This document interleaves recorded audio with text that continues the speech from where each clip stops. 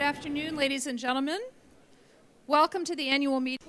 Bonjour à tous, bienvenue aux réunions annuelles et cette session sur ce qui fonctionne pour réduire la pauvreté et promouvoir la croissance.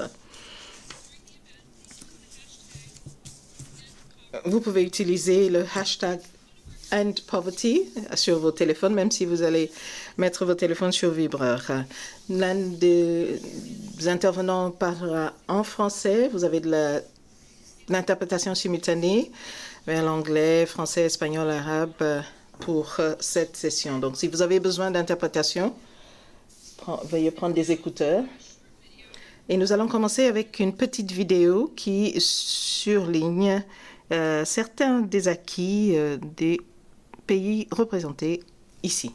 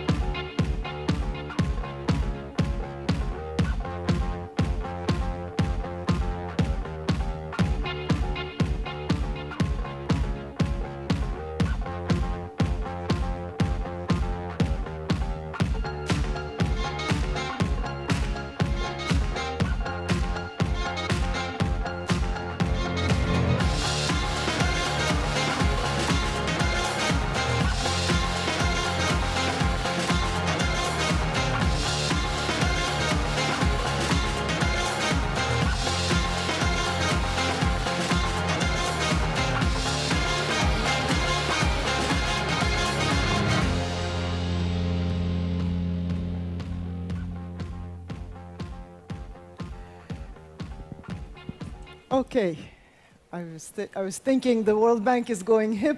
Bien, je me disais que la Banque mondiale était vraiment très pop. Bonjour, mesdames et messieurs, bienvenue à tous, bienvenue aux réunions annuelles du groupe de la Banque mondiale et du Fonds monétaire international. Je m'appelle Sheila Bazorio, je suis vice-présidente pour la croissance équitable, la finance et des institutions. Je suis ravie de vous retrouver aujourd'hui pour parler de la façon dont nous pouvons réduire la pauvreté et promouvoir la croissance. Ce sujet est au cœur du mandat de la Banque mondiale, bien évidemment.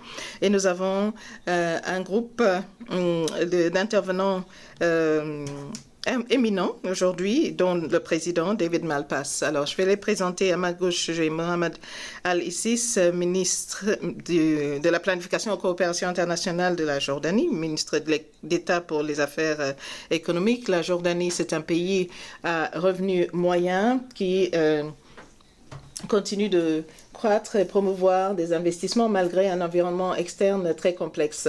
À sa gauche, nous avons Mme Aïchatou Kone, ministre de la Planification du Niger, un pays qui a connu des avancées significatives dans la réduction de la pauvreté et qui fait face à différents défis dans la région du Sahel. Ensuite, notre président du groupe, M. David Malpass, qui a à cœur les questions de la croissance économique et la réduction de la pauvreté, à tel point que dès son premier jour de travail, il est venu nous parler du genre de travail que nous faisons dans les pays dans ce domaine. Donc, c'est un plaisir de vous accueillir aussi à votre première série de réunions annuelles, David. Et enfin, M. Patrick Njoroge, ancien collègue et gouverneur de la Banque centrale du Kenya. Le Kenya qui est un très bon exemple de la façon dont on peut utiliser la technologie pour promouvoir la croissance et accroître l'accès au financement et pour réduire la pauvreté. Je voudrais commencer par donner la parole à notre président, M. Malpass, dans votre discours à McGill la semaine dernière. Vous avez souligné le rôle important de la croissance économique pour mettre un terme à la pauvreté. Pouvez-vous nous dire pour quelles raisons vous mettez l'accent sur cette question? Eh bien, bonjour à tous. Bonjour, Sheila. Et je suis ravie de faire partie de ce panel. J'attends avec intérêt les intervenants pour apprendre la façon dont les différents pays essayent de réduire la pauvreté, accroître la croissance et partager la prospérité. La mission de la Banque mondiale est claire dans ce sens. Il y a des liens très clairs. On peut difficilement réduire la pauvreté en absence de croissance rapide et une croissance qui est au bénéfice de toute la population des pays. Donc, ce que j'essaye de faire, c'est de travailler avec des programmes spécifiques pays sur des changements politiques à mettre en œuvre pour les pays, mais aussi pour la banque dans ses projets de mise en œuvre pour effectivement réduire la pauvreté. Je ne voudrais pas prendre trop de temps. Est-ce que l'on pourrait tout de suite passer aux différents pays pour les entendre sur ce qui fonctionne pour accélérer la croissance dans leur pays? Bien, alors je vais vous donner un défi de 60 secondes à chacun des membres du panel aujourd'hui.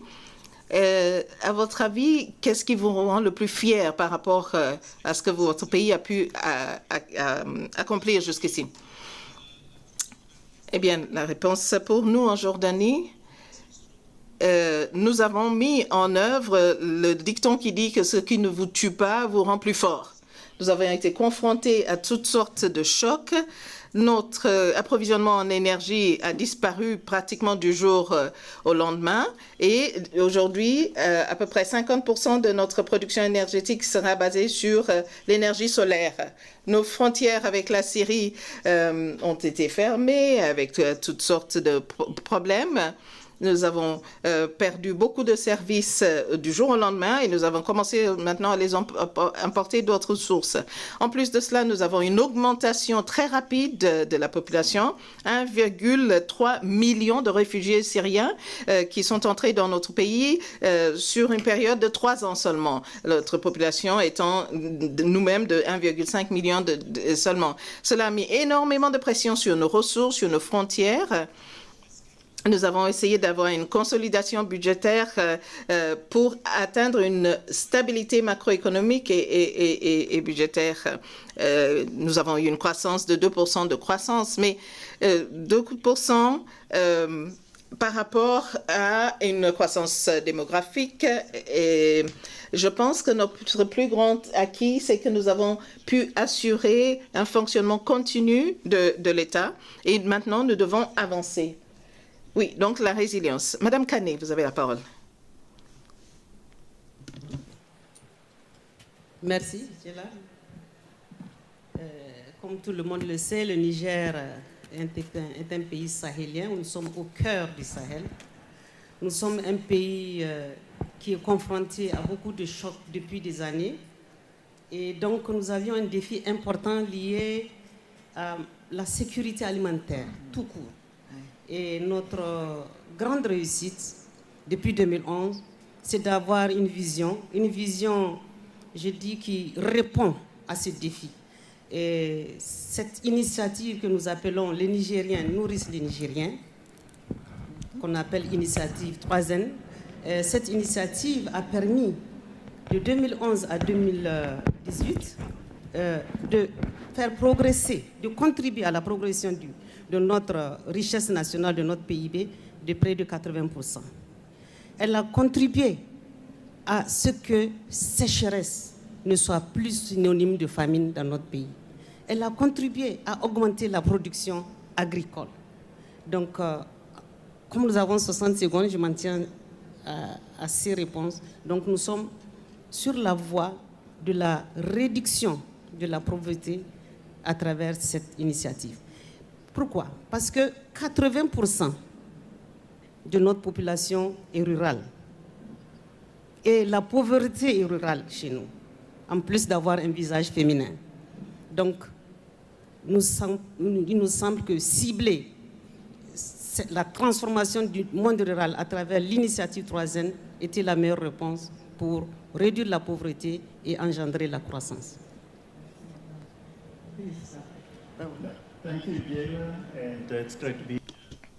Merci, Kayla. C'est un plaisir pour moi de faire partie de ce panel. Si je devais choisir une seule chose dont je devrais parler ici, je dirais que ce qui nous rend fiers, c'est la plateforme M-Pesa. M-Pesa qui a été mis en place en 2007 et grâce à cette plateforme qui a commencé simplement pour assurer un transfert d'argent entre des personnes, les choses ont évolué. Depuis son début en 2007, cette plateforme a contribué à l'inclusion financière de 7% d'inclusion financière jusqu'à 83% cette année. Nous avons aussi pu mettre en place tout un écosystème autour de la plateforme M-Pesa. Et aujourd'hui, on peut parler d'un écosystème numérique assez complexe. Nous avons pu donc mettre en place des options d'épargne et nous avons trouvé d'autres voies et moyens grâce à la technologie existante pour proposer d'autres services. Donc, c'est un peu comme si on avait des rails en place et aujourd'hui, nous pouvons mettre des locomotives sur ces rails. Et ceci contribue à la réduction de la pauvreté, de l'extrême pauvreté et contribue à d'autres avantages et regorge encore des potentiels. Alors, juste un commentaire. Nous voyons ici sur ce panel une diversité de pays. Nous avons la Jordanie, le Kenya, qui sont confrontés à des problèmes très différents. Et ils ont cherché des solutions en utilisant de nouvelles techniques, des technologies innovatrices. J'ai rencontré les dirigeants de ces trois pays, qui sont tous différents, mais tous se sont animés par ce désir de trouver des solutions qui ont un impact pour leur population. C'est le point commun entre les trois pays. Oui, alors je suis très impressionnée par les difficultés auxquelles vous avez été confrontés et les solutions trouvées. Alors, vous avez parlé de certains acquis. Pour suivre, je voudrais demander comment assurer la pérennité de ces solutions, comment assurer une certaine résilience. Quels sont les points que vous voudriez souligner dans ce domaine? Eh bien, pour la Jordanie, nous pensons que la seule voie possible, c'est la croissance, la création d'emplois. Notre population a été confrontée à de grosses difficultés avec un chômage très élevé de 90% à une époque. Et donc, nous n'avons aucune autre solution. Pour le faire, nous avons mené des réformes structurelles. Et d'ailleurs, la Banque mondiale a rendu hommage aux réformes de la Jordanie cette année. Le problème, c'est qu'en mettant en place ces réformes, nous sommes confrontés au problème qui est que les résultats de ces réformes ne se voient que dans le moyen terme. Or, nous devons pouvoir faire preuve de résultats dans le court terme pour donner de l'espoir à la population. On ne peut pas seulement parler d'efforts procycliques. Il faut attirer des investissements pour assurer la croissance du secteur privé en particulier. Il faut savoir comment avoir une croissance qui permet de réduire le chômage. Alors, en Jordanie, sur les 100 start-up sélectionnées par le Forum économique mondial, 20% se trouvent en Jordanie, même si notre population ne représente que 3% de cette région. Alors, il faut faire en sorte que, dans un court terme, on produit des résultats pour garder l'élan et pour ne pas que les efforts s'essoufflent. Et pour cela, il faut bien réfléchir, savoir comment la communauté mondiale d'économistes et d'experts financiers peuvent faire pour prendre en compte ce défi du temps. Aujourd'hui, nous mettons en place une protection sociale renforcée, des services de développement humain renforcés et le renforcement du secteur privé. Mais en même temps, nous devons prendre en compte les aspirations et les désirs de la population. C'est très difficile de continuer quand on est confronté à des niveaux de chômage aussi élevés. Oui, très bon point. Par rapport à nos priorités, vous savez que nous avons des buts d'assistance internationale au développement, dont la création d'emplois, qui fait partie des cibles clés. et tout particulièrement pour le chômage des jeunes, le chômage caché. Nous réfléchissons à des politiques qui créent des emplois et la création d'emplois est essentielle. Madame Canet, nous avons vu auparavant, vous avez parlé de l'importance des services de nutrition pour 3,8 millions de femmes et d'enfants de 2007 jusqu'à 2014, 2014 à 2018, pardon. Vous avez eu l'assistance de la Banque mondiale pour cela. Vous pouvez nous parler des composantes essentielles de ce programme, comment vous avez abouti à ces résultats? Merci beaucoup. Donc, cette initiative 3N, elle constitue notre stratégie de développement rural. Je dois vous dire un peu d'une manière globale que notre stratégie de développement, nous l'avons élaborée de manière à accélérer la croissance. Et elle comporte deux piliers importants. Le premier, c'est la transformation du monde rural. Et le deuxième, c'est la promotion et le développement du secteur privé. Parce que pour nous, pour qu'il y ait de la croissance, il faut que les deux soient pris en compte dans notre stratégie de développement. Alors, pour ce qui concerne la transformation du monde rural, je vous ai dit que le Niger, c'est un pays sahélien. Vous savez, au Sahel, nous n'avons pas de pluies en octobre, là, comme aujourd'hui. Nous avons des pluies 3 mois de l'année. Et c'est pendant les 3 mois de l'année que les paysans produisent, pour toute l'année. Et ce que cette initiative 3N a changé, c'est de dire qu'il faut qu'on produise toute l'année. Et comment produire toute l'année? Il faut maîtriser l'eau. L'eau qui se déverse sur notre territoire au cours de la saison de pluie, il faut la capter, il faut la maîtriser pour faire de l'irrigation. Là où nous avons des cours d'eau, comme le fleuve Niger, comme le lac Tchad, etc., faisons en sorte que nous puissions créer les conditions pour qu'on puisse faire l'irrigation. Grâce à cette politique, nous avons 300% d'augmentation de cultures irriguées en 7 ans. 300%. Et mieux, ce qu'il faut avoir à l'esprit, parce que pendant les 3 mois de production, les paysans, donc, ils sont occupés. Mais après, ils ne sont plus occupés.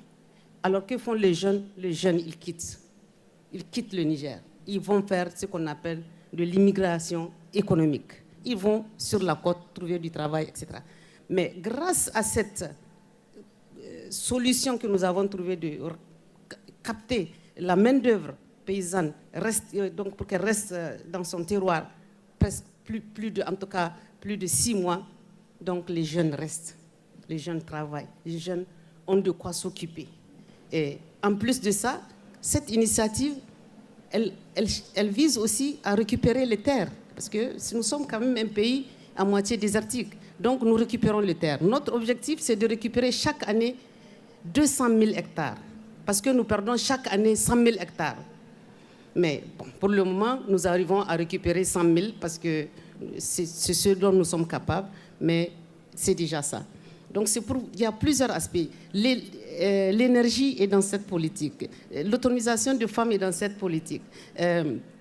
L'hydraulique rurale est dans cette politique. Donc tout ce qui va contribuer à améliorer les conditions de vie, à améliorer la richesse du monde rural est dans cette initiative 3N qui est une politique très holistique qui prend en compte tous les aspects qui puissent permettre au monde rural de progresser. Voilà ce que je peux vous dire en détail. Governor, do you want to add from... Monsieur le gouverneur, est-ce que vous pouvez nous ajouter quelques points du Kenya? Eh bien, une des choses qui ressort très clairement des deux interventions précédentes, c'est que le temps presse. il faut créer des emplois et des emplois significatifs, particulièrement pour les jeunes. C'est quelque chose qui est constamment à l'esprit de chaque décideur politique. C'est essentiel.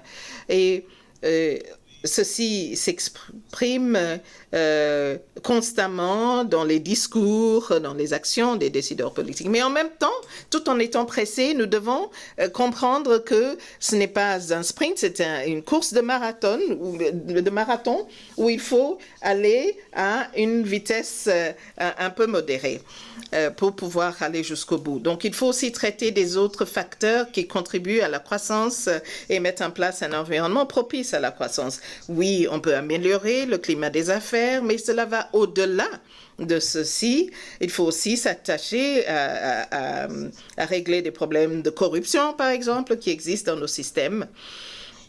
Et troisième chose que je voudrais dire, pour avancer dans des domaines de la technologie financière ou l'écosystème dont j'ai parlé à l'instant, il faut aussi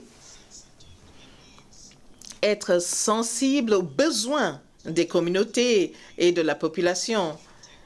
Donc, il ne suffit pas de mettre en place des produits financiers qui soient intéressants du point de vue technologique. Non, il faut se poser la question de savoir ce dont les communautés et les populations ont véritablement besoin. Nous voulons sortir la population de la pauvreté et que faut-il avoir pour y arriver? Alors, nous avons parlé des instruments d'épargne. 70% des chocs qui font que la population retombe en pauvreté extrême est souvent lié à la santé, en tout cas au Kenya et dans d'autres pays. Et donc, il faut s'atteler à traiter de ces questions également de santé. Bien évidemment, il est clair qu'il faut aussi de l'éducation. Et autre aspect très important, c'est le secteur des PME, secteur qui contribue énormément aux emplois, à la croissance. Et nous devons travailler pour consolider les acquis de ce secteur des PME. Donc voilà ce que je peux dire par rapport à l'avenir, les défis et les domaines où il faut intervenir. Oui, on y reviendra. Le président Malpass, que pensez-vous du rôle du groupe de la Banque mondiale dans ces domaines cités par nos intervenants? Oui, je pensais à plusieurs choses. La facilitation des échanges, qui est important dans ces trois pays. Souvent, je dis que la facilitation des échanges, c'est permettre que les marchandises traversent les frontières à des coûts moindres, que ce soit grâce à l'harmonisation des procédures douanières ou la mise en place d'infrastructures appropriées. Alors, le Niger, par exemple, travaille à la construction des routes transfrontalières qui permettent de rapprocher certains marchés. Nous avons publié récemment un rapport sur les chaînes de valeur mondiales et les avantages pour les pays qui peuvent intégrer ces chaînes de valeur mondiales. Alors, un problème commun à ces trois pays, c'est le problème des centres urbains qui s'élargissent, deviennent de plus en plus grands. Donc, problème de circulation, problème d'approvisionnement en eau. Si on prend l'exemple de Ouagadougou, avec une population de 1,3 million actuellement en forte croissance rapide, il faut avoir accès à de l'eau, de l'électricité, ne serait-ce que pour lancer des entreprises. Donc, autre problème à traiter. Le Kenya a réussi à mettre en place l'utilisation de cette monnaie numérique qui présente des atouts. Mais il y a aussi le problème de réfugiés qui est commun à ces trois pays. Des personnes qui arrivent de l'extérieur, qui ne parlent peut-être pas la langue locale, qui ont du mal à être intégrées sur le marché du travail immédiatement.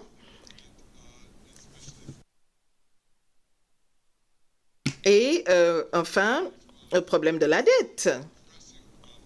Pour la Jordanie, pour le Kenya, il y a le problème de traiter d'une dette accumulée par le passé, mais qui ne donne pas les avantages de croissance que l'on pourrait attendre, mais qu'il faut assurer non plus, quand même. Donc tout ceci pose problème. Donc la dette, l'afflux de réfugiés, l'immigration et l'état de droit. Je me tourne vers vous à nouveau, Monsieur le Gouverneur, pour parler peut-être des politiques spécifiques que vous mettez en place par rapport à l'emploi, les PME, la promotion de la croissance de manière générale. Eh bien, pour les PME, pour le Kenya, la plus grande partie des emplois se trouve dans le secteur des PME. Et bien évidemment, il y a toujours pour les PME un besoin d'accès au financement, nous le savons. Ils ont besoin d'avoir accès au financement dans un mode très particulier. Donc, depuis 1 an et demi, nous travaillons à rapidement trouver une solution dans ce domaine. Et ceci sur la base d'une politique qui a été mise en place pour réduire les taux d'intérêt. Pour nous, les taux d'intérêt très élevés étaient très dommageables pour le secteur des PME. Nous avons donc essayé de trouver la façon d'appuyer le secteur des petites et moyennes entreprises et nous avons trouvé des solutions assez innovatrices. Par exemple, nous nous sommes rendus compte que pour les PME, avant tout, ce qu'il leur fallait, c'était un système qui leur assure une certaine dignité. Ils voulaient, les personnes qui travaillent dans les PME voulaient être respectées, être considérées comme de vrais professionnels qui travaillaient dans leur secteur. Ils voulaient avoir accès aux prêts et avoir accès à des personnes qui prêtent à tout moment et par tous les moyens. Aujourd'hui, les transactions financières au Kenya sont très numérisées. 80% des adultes ont accès à un téléphone mobile et plus de 90% de leurs transactions financières se font sur le téléphone. Donc, à tout moment et par tous les moyens, c'est quelque chose qui a vraiment un sens dans notre pays. Et nous avons trouvé, par exemple, que les PME ont du mal à avoir une bonne notation pour leur crédit. Et bien évidemment, toute institution qui veut prêter va essayer de voir quel est le statut d'une société. Et donc, ce que nous avons fait, c'est mettre en place un système où, pendant 3 mois, les PME peuvent fonctionner et ainsi améliorer leur notation pour ensuite avoir plus accès au financement. Mais ce n'est pas seulement l'accès au financement, c'est le financement et des services en plus. Donc, nous réunissons des services financiers, mais aussi d'autres services, d'autres compétences qui permettent d'améliorer le fonctionnement de leurs entreprises. Par exemple, une formation de 3 heures sur tel ou tel moyen d'améliorer leurs opérations. Et c'est une façon de travailler pour promouvoir les PME. Et c'est assez innovateur parce que on travaille sur la base des informations disponibles à ces secteurs, c'est-à-dire des informations sur leurs propres transactions. Là encore, nous voulons aller très vite parce que le besoin est énorme, mais nous pensons que cela nous permet véritablement d'avancer. Voulez-vous ajouter quelque chose? Oui, oui, tout à fait. Je crois que l'exemple d'un sprint par rapport à un marathon est très bien. C'est très difficile de faire les deux en même temps. Et nos instruments actuels prennent en compte la situation d'un pays à un moment donné, au moment de la création. Alors, les catastrophes, même créées par l'homme, sont tout à fait comme les catastrophes naturelles. Ils ne font pas de distinction. Alors, comment faire dans ces situations-là? Comment identifier les bonnes réformes à mettre en place tout en étant un bon citoyen du monde? Notre pays accueille le plus grand nombre de réfugiés au monde, mais nous avons toute une génération de notre pays qui également erre dans le Moyen-Orient et semble être perdue parce qu'ils n'ont pas eu accès à l'éducation et autres. Il faut donc prendre en compte ceci et prévoir pour le court terme et pour le long terme également. Nous avons fait un bon programme de consolidation monétaire et budgétaire, mais est-ce que je le fais pour assurer la croissance? Et pour nous, nous étions confrontés à une difficulté énorme, c'est l'énergie. Nous étions confrontés à ce problème lorsqu'il y a eu la révolution en Égypte. Égypte qui nous fournissait du gaz pour pratiquement toute notre production et l'électricité. Du jour au lendemain, plus accès. Et donc, il fallait trouver d'autres sources les plus coûteuses. Aujourd'hui, nous sommes passés à la production de l'énergie solaire. Aujourd'hui, le prix est le plus faible au monde en Jordanie. Mais nous sommes confrontés à des problèmes de dette du passé, mais aussi pour l'avenir. Monsieur Malpass a mis l'accent sur la transparence. Et chez nous, nous essayons de prendre ceci en compte également. Et vous avez travaillé avec nous en partenariat sur cela. Le problème, c'est est-ce que les outils dont disposent les institutions financières internationales et autres partenaires aujourd'hui nous permettent de faire face à ces défis? Ensuite, nous devons aussi assurer des dépenses publiques. Nous essayons de mettre en place toute une série de projets de partenariat public-privé pour avoir des effets multiplicateurs pour tous les projets d'infrastructure auxquels contribue l'État. Mais il faut que les autres parient sur nous également. L'IFC doit travailler avec nous. Les banques d'investissement doivent tous venir investir. Ils l'ont fait par le passé, mais il nous faut un nouvel élan. Je ne peux pas continuer à être le bon du monde entier qui accueille tous les réfugiés, qui met en place des écoles, 204 écoles créées dans un laps de temps très court, seulement sur mon propre budget. Il nous faut une nouvelle approche pour traiter de ces catastrophes humaines. Je vous remercie de cette remarque très pertinente. Nous avons notre projet sur le capital humain qui est essentiel pour le groupe de la Banque mondiale en matière d'éducation, en matière de résultats dans le domaine de la santé. Madame Canet, j'aimerais vous poser une question. Vous avez parlé de certains de ces problèmes et la manière dont vous avez adapté vos politiques nationales afin de relever ces défis. Est-ce que vous pourriez nous parler un petit peu plus longuement de la manière dont vous pouvez poursuivre ces politiques? Quel est le soutien dont vous avez besoin, à votre avis? Qu'est-ce que finalement la communauté globale, mondiale, peut vous apporter? Et vous, au sein du Niger, qu'est-ce que vous faites pour réaliser encore des progrès? Merci.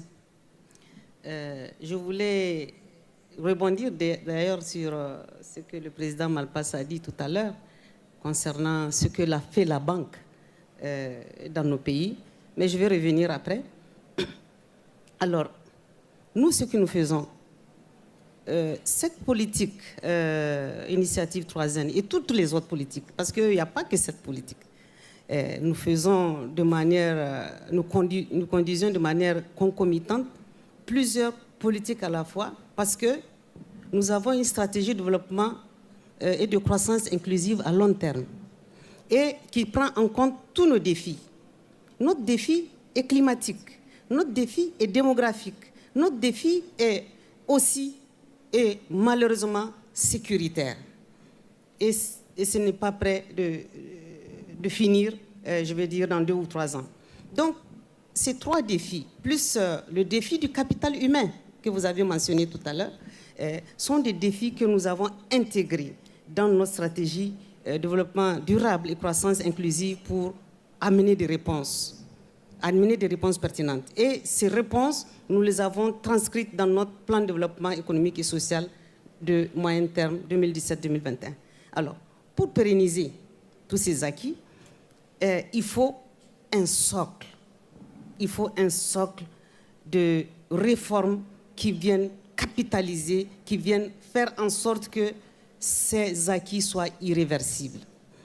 Et ces socles de réformes sont à la fois pour promouvoir la croissance dans le domaine agricole, dans le secteur privé, etc., mais à la fois aussi dans des domaines du capital humain tels que la politique de population, etc., comment réduire l'indice de fécondité, etc., etc.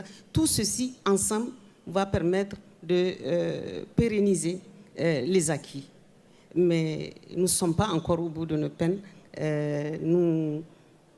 Alors, pour revenir à ce que le président Malpass disait et à votre question, il a dit qu'il est important de faciliter les échanges. Le Niger est un pays enclavé. Nous sommes un pays qui a besoin de s'ouvrir aux autres pour exister.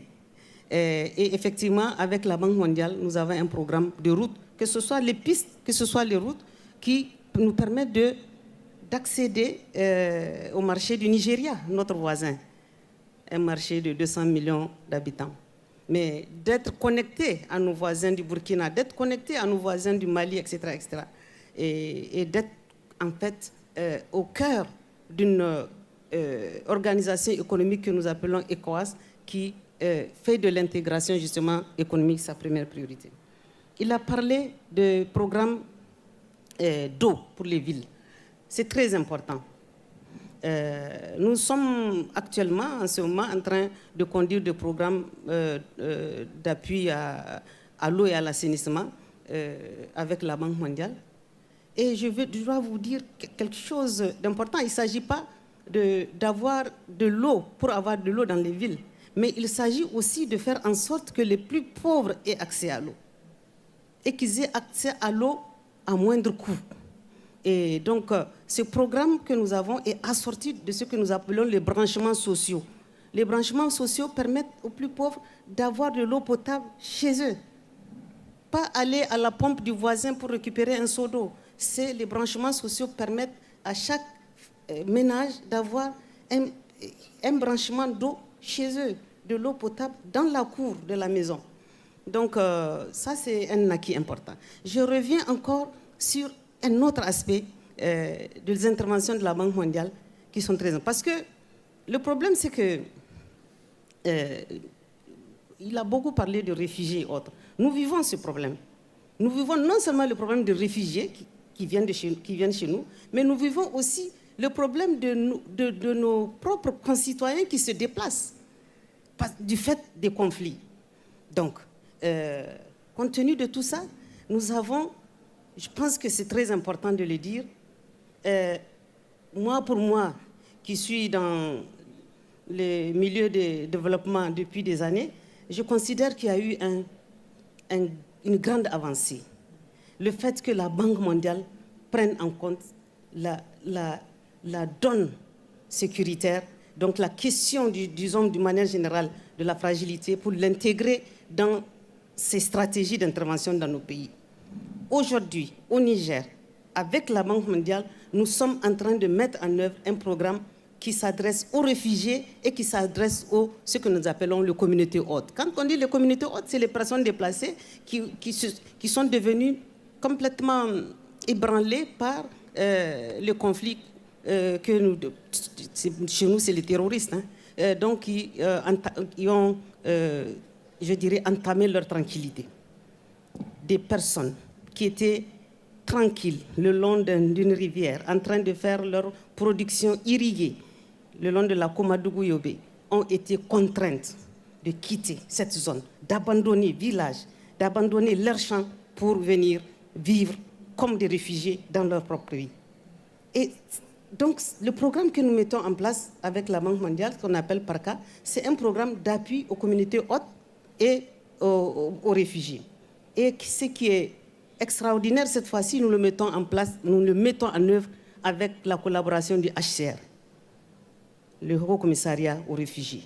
Donc, toutes les contraintes liées à la problématique des réfugiés, toutes les contraintes liées à la problématique des personnes déplacées et même à la fragilité économique qui s'est imposé à cette région et à d'autres régions ont été résolus dans ce programme.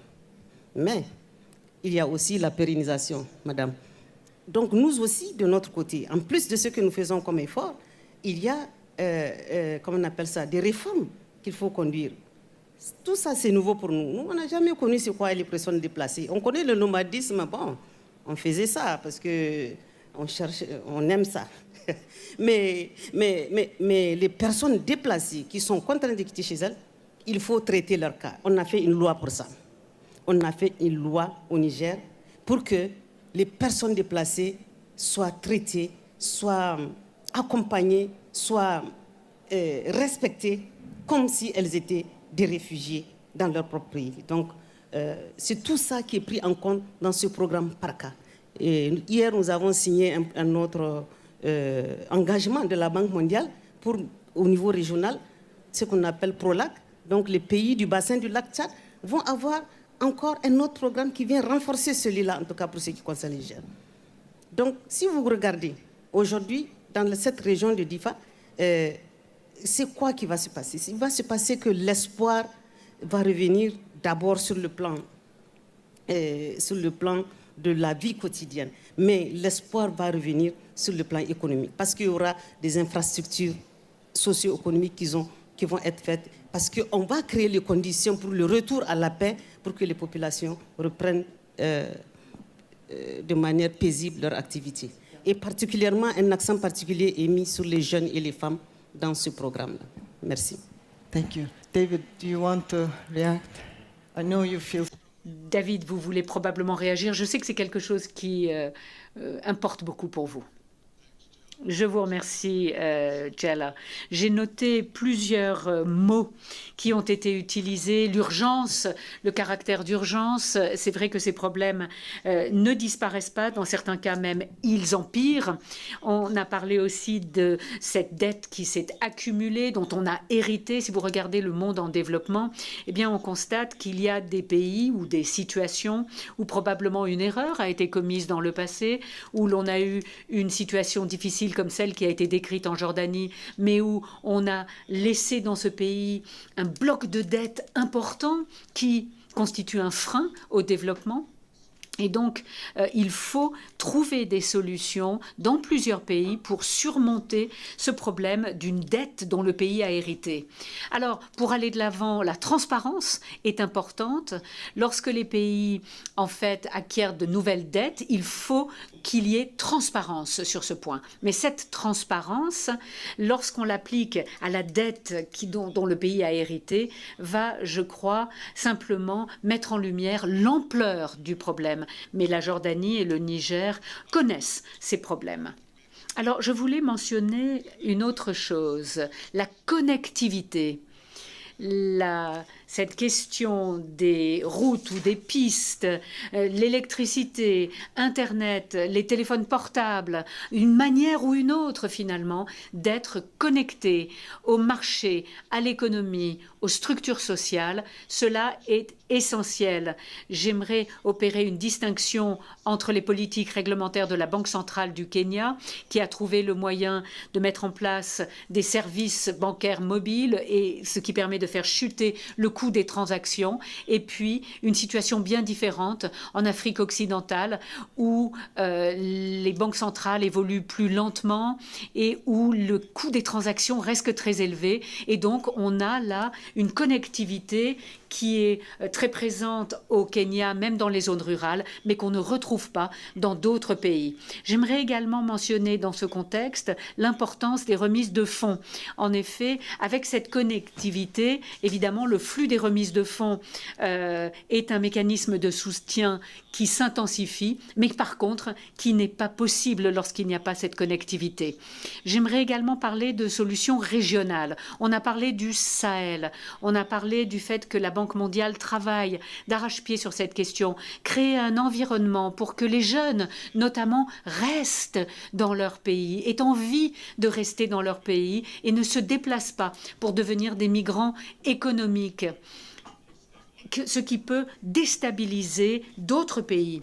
Et je suis heureux que Mme Canet ait mentionné le HCR, puisque nous travaillons en étroite coopération avec le HCR. Et enfin, un dernier point, la paix, vous en avez parlé aussi, Mme Canet. Et c'est vrai que dans le prix Nobel pour la paix du Premier ministre Abe et les mesures qu'il a prises, ainsi que d'autres dans sa région, des mesures prises pour permettre à la paix d'exister dans des zones qui ont connu le conflit pendant longtemps. Il est important que les dirigeants de nos pays parlent de paix et disent que la paix, c'est maintenant et aujourd'hui, et qu'ils rendent la paix possible. Je vous remercie. Une réaction rapide. D'abord, le point soulevé par le président Malpass sur la facilitation des échanges, c'est quelque chose qui est important. C'est important parce que nous savons qu'il y a la zone de libre-échange continentale qui crée des occasions, des opportunités qu'il faut saisir. Dans ce contexte, il y a également les infrastructures, les routes, les pistes, ces connexions, ces liens qu'il faut créer, comme vous l'avez dit, sans quoi ce sont des opportunités qui seront gâchées. Donc ça me paraissait important. Autre point important, une question plus générale sur la dette qui a été soulevée tout à l'heure. C'est vrai que c'est un problème réel au Kenya. Il faut faire face à nos niveaux de dette. Et ce qui est important, c'est que nous n'avons plus de marge de manœuvre pour contracter des emprunts supplémentaires. Et donc cette méthode qui consistait à emprunter dès qu'on avait un projet, en fait, cette façon de faire n'est plus vraiment possible. Il faut donc trouver une autre façon de faire et notamment trouver d'autres modalités de financement de ces projets, les partenariats publics-privés notamment, mais d'autres méthodes également. Et je dirais que là, on ne manque pas d'imagination pour relever ce défi-là. Cela étant, il faut faire face à la dette dont on a hérité. Mais en même temps, et je pense que pour cela, nous allons travailler en étroite coopération avec tous les agents de la Banque mondiale, mais il y a d'autres points qui méritent d'être soulignés à mon avis. D'abord, l'efficacité de ces projets. Il faut regarder l'efficacité de ces projets. Est-ce que les projets que nous menons sont efficaces? Est-ce qu'on les évalue correctement? Est-ce que ces projets génèrent les résultats que l'on veut? Et ces projets, notamment, doivent être analysés à l'aune des monnaies, des changes, etc. Autre question, quid du déficit global qui est financé d'une certaine manière? Donc, ce que je suis en train de dire, c'est qu'il faut trouver des solutions générales et non pas se concentrer sur un seul point dans la liste.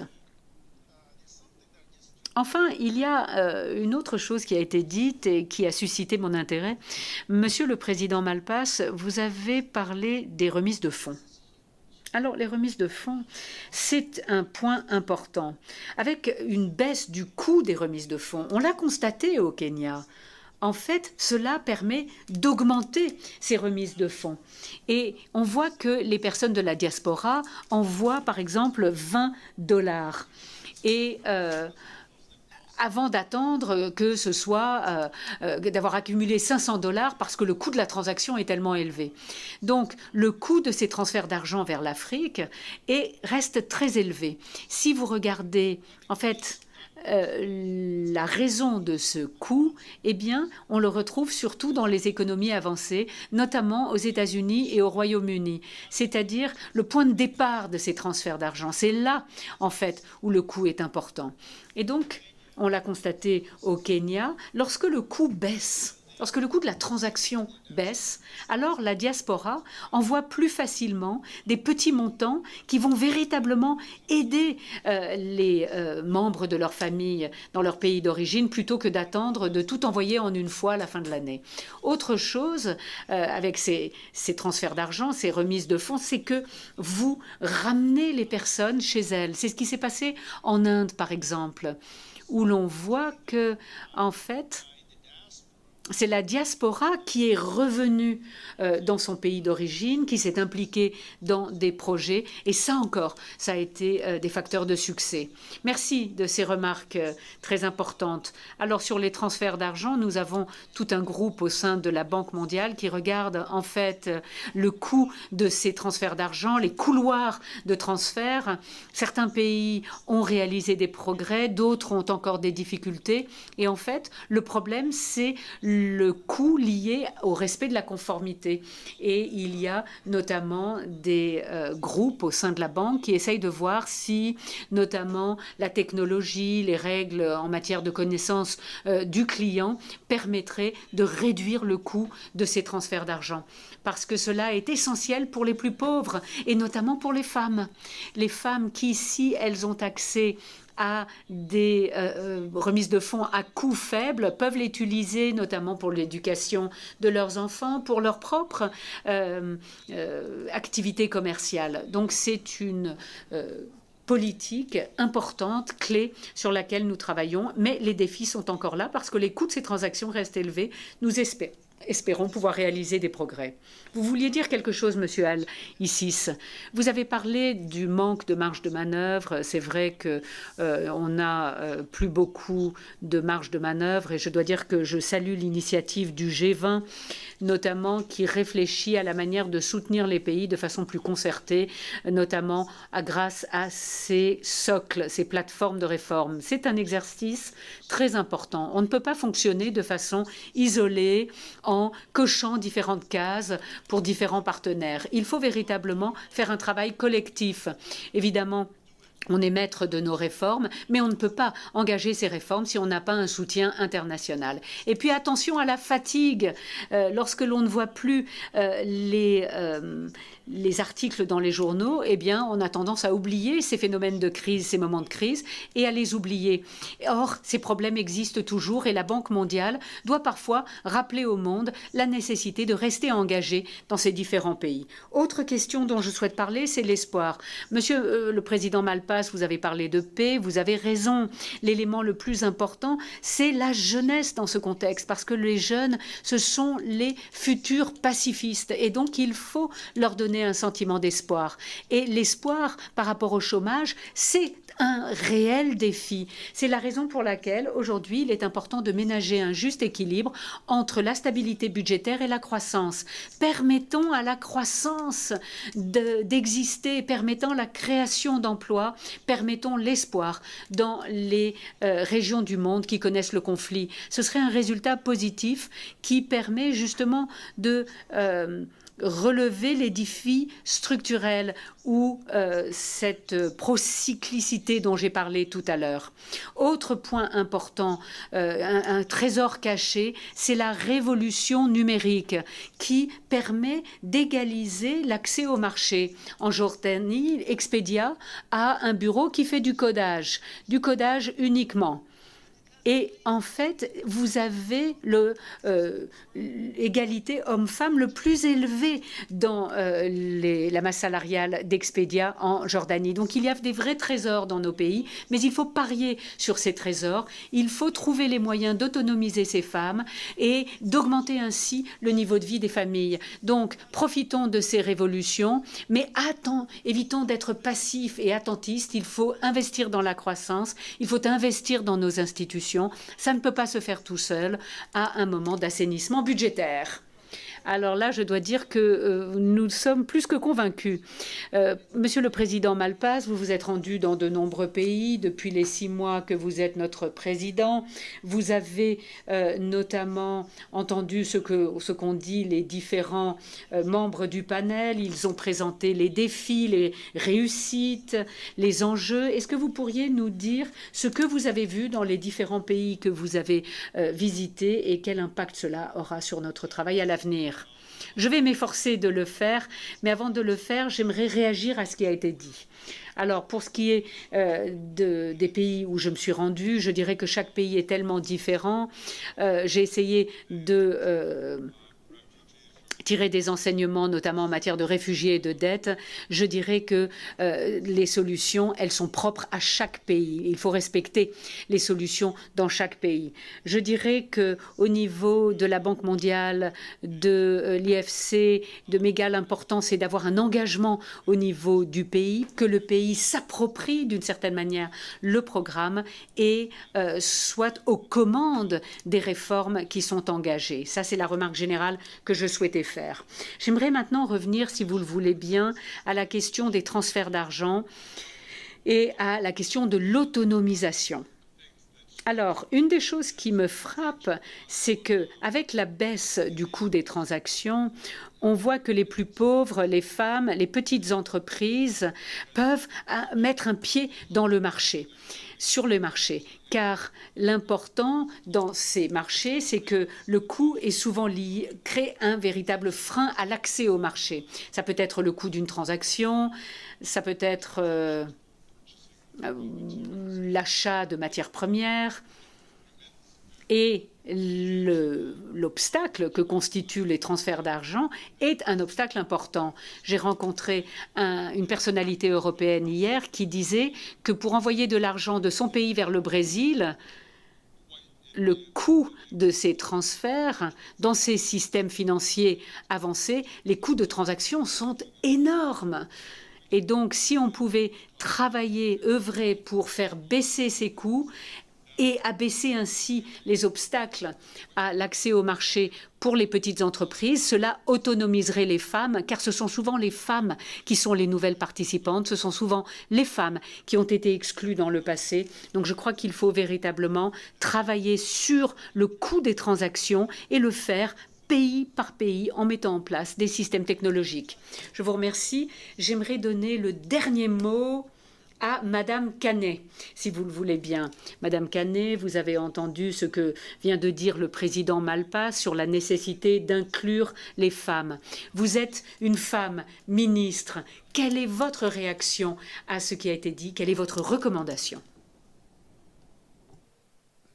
Merci. Je suis heureuse que le président de la Banque mondiale soit très engagé pour l'autonomisation des femmes. Je pense que c'est très important et le séminaire sur l'état de l'Afrique qui a pour thème justement l'autonomisation des femmes va nous conforter dans cet engagement de la Banque mondiale pour l'autonomisation des femmes. C'est là. Je vous ai dit que ma plus grande joie, c'est cette initiative qui permet de progresser dans la lutte contre la pauvreté. Au Niger, nous avons fait des progrès importants. Nous avons fait baisser de plusieurs points la pauvreté en termes relatifs. Nous sommes aujourd'hui à 44% donc, de pauvreté et nous avons même fait baisser le taux de pauvreté extrême. Mais à cause de la croissance démographique, nous avons certes baissé la pauvreté, mais le nombre de pauvres a augmenté. Le nombre de pauvres a augmenté tout simplement parce que cette croissance démographique est tellement forte qu'elle annihile nos efforts en matière de lutte contre la pauvreté. Ça, c'est un véritable challenge. C'est pourquoi nous mettons en place des politiques robustes pour que l'indice de fécondité, qui est le plus fort du monde au Niger, puisse être en adéquation avec les ressources du pays. Donc nous sommes dans cette dynamique et nous sommes en train de progresser. Et c'est pourquoi dans cette dynamique, l'autonomisation de la femme occupe une place importante. Et nous avons fait faire une étude, Monsieur le Président, par la Banque mondiale. Et cette étude nous a démontré que d'ici 2030, si nous arrivons, une étude genre, si nous arrivons à éliminer les inégalités en matière de genre qui touchent l'emploi, qui touchent les statuts de la femme, qui touchent plusieurs aspects donc, des inégalités de genre, de la santé, etc., nous allons augmenter notre PIB en 2030 de 25%. C'est énorme.